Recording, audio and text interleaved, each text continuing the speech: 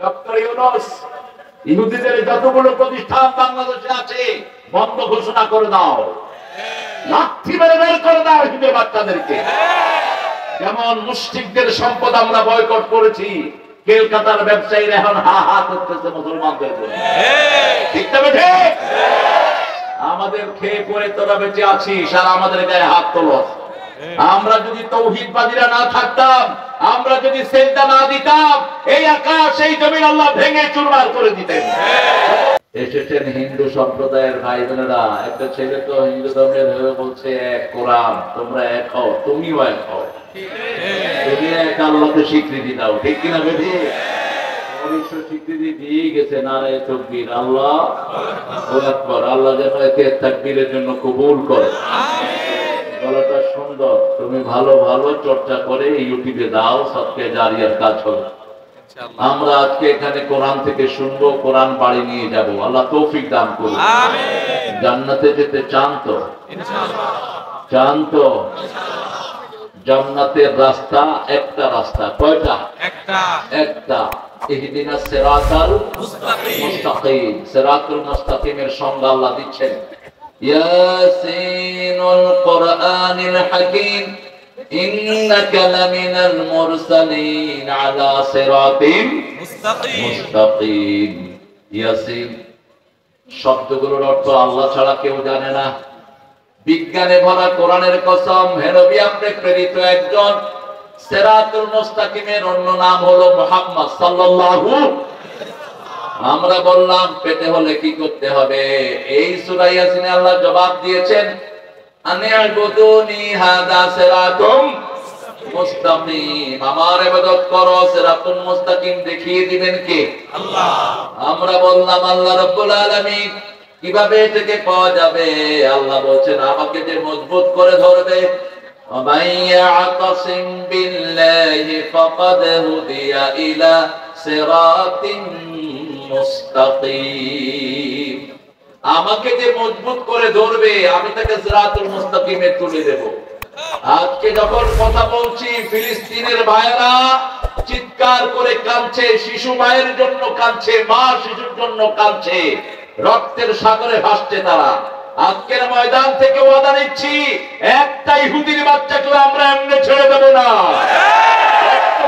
আমার ভাইয়ের ইহুদিদের রক্ষা নাই, কোন হারামখোরকে মুসলমানদের গায়ে টাচ করতে দেব না। আগামীর পৃথিবী প্রতিশোধের পৃথিবী, আগামীর পৃথিবী ইসলামের পৃথিবী, কোরআনের পৃথিবী, মেহেদীর পৃথিবী। তোরই আছেন তো মুসলমান, হাত তুলে দেখাও।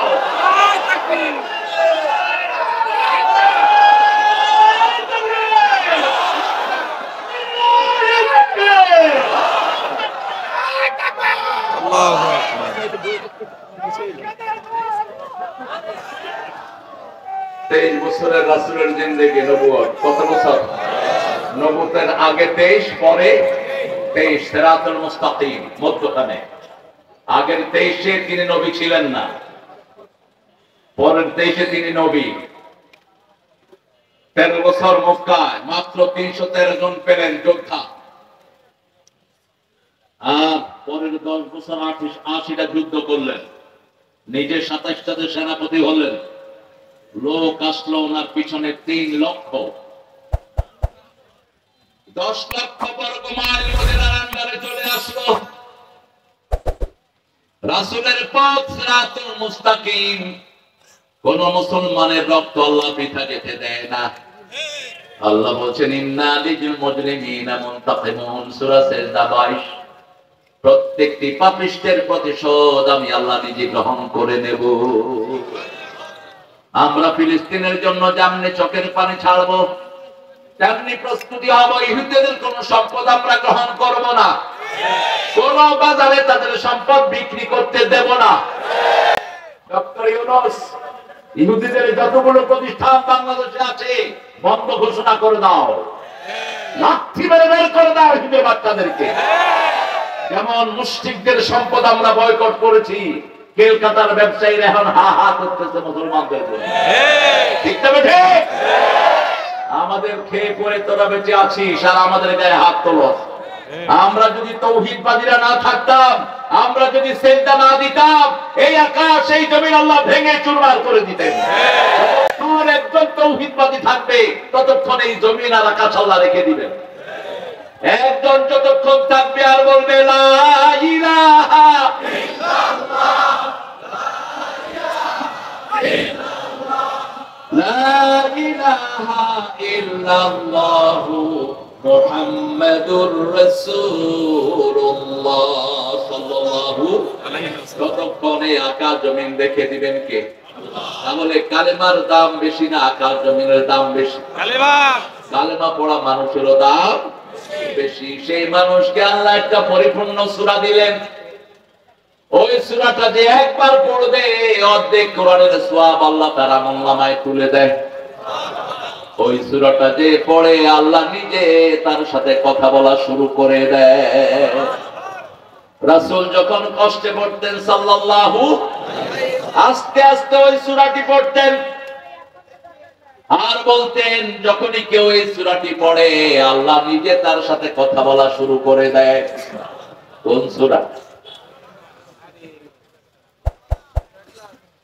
হ্যাঁ, এত পড়ে তারপরে মনে নেই।